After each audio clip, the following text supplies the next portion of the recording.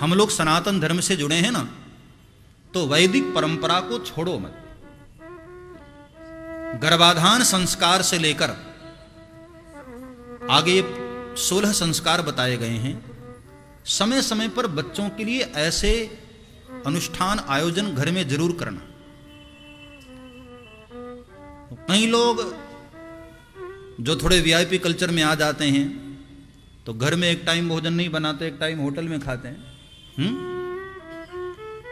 भले ही एक आध महीने वो सब छोड़ दो, लेकिन पैसे इकट्ठे करके किसी विद्वान आचार्य को घर में बुलाकर समय समय पर अपने बच्चों के लिए संस्कार का अनुष्ठान जरूर करवाना।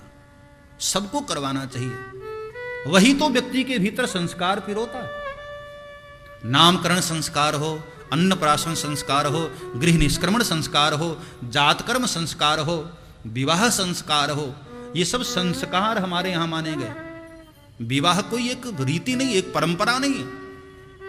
हमारे भारतीय परंपरा में उसको विवाह का संस्कार नाम दिया गया। वो भी एक संस्कार है। पुराने जमाने में देखो, कोई प्यार मोहब्बत की बात नहीं होती थी दादा दादी लोगों में, लेकिन जीवन पर्यंत इतना रिश्ता मजबूत होता था कि कभी तलाक की बात नहीं होती थी। और आजकल यंग जनरेशन में दिन में 50 बार एक दूसरे को आई लव यू बोलते रहते हैं, हाँ? लेकिन 3-4 साल के बाद वो रिश्ता ऐसा बिगड़ने लग जाता है। उसका कारण यह है कि हमने विवाह को भी आज एक फंक्शन मान लिया, उसको संस्कार नहीं माना। विवाह एक संस्कार है।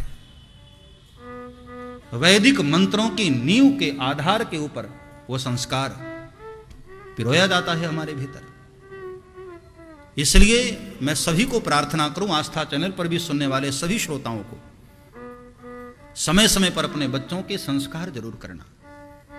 उससे उनके भीतर एक पॉजिटिव ऊर्जा आती है, आत्मबल आता है, आत्मविश्वास आता है।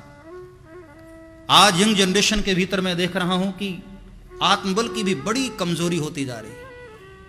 अंदर आत्मबल है ही नहीं। जिम जा जा करके भरी बॉडी बना लेते हैं, लेकिन भीतर की आत्मा बड़ी खोखली, बड़ी कमजोर है। जरा भी कुछ व्यापार में घाटा हुआ तो सुसाइड की ओर चले जाते हैं, डिप्रेशन में चले जाते हैं।